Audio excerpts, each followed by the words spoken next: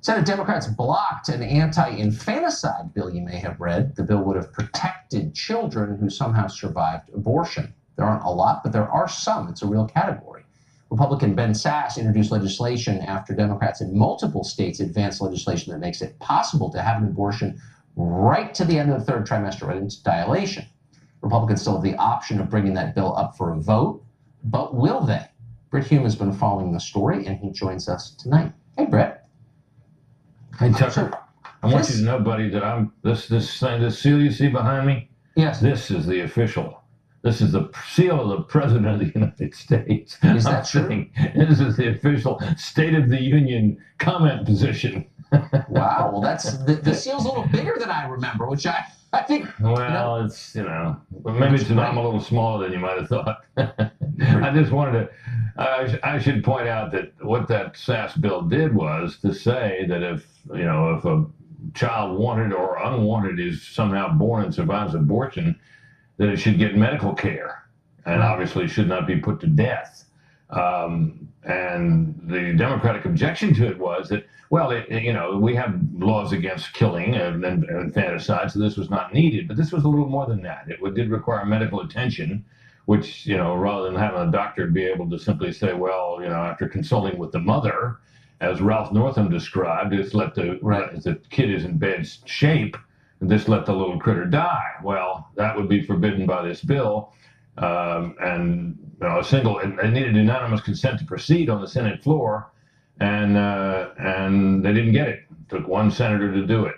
Patty Murray of Washington. So that's where we are.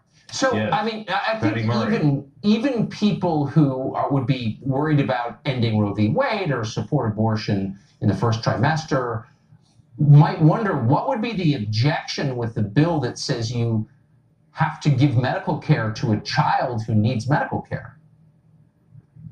Well, that's a hard question to answer. And I think, the Democratic Party's had a bad week on this issue and others, because first you had that bill that passed in New York, which basically allows abortion up to almost the very moment of birth. And they cheered the passage of that. That's the kind of a measure that if you found it necessary for some medical reason I can't really imagine, but if there were such a reason, you would pass it, soberly and with regret that it was needed. Right. That wasn't the reaction. We're reaching the point in this country where one party doesn't simply think abortion should be allowed and are sometimes necessary. They think abortion should be celebrated. And we're now at the point where we're in the neighborhood of 60 million abortions. Those are human lives, no one doubts that. They're snuffed out on their way to birth because we allow it. And we allow it later in pregnancies than many other countries do. And this was just the latest example of that. Then along comes Dr. Northam, now Governor Northam, describing a process where the child is born, resuscitated if necessary, made comfortable, so alive for sure. And then a discussion would ensue between the mother and her doctors about, and the only thing I can think that could possibly refer to is whether they'll let the little baby live or not. And his aides have claimed that's not what he meant. And then, of course, his further misfortunes ensued after that. And now we have another issue, as you've just been talking about Justin Fairfax. Two issues that the Democrats thought were helpful to them, abortion and race, now working against them, it seems to me.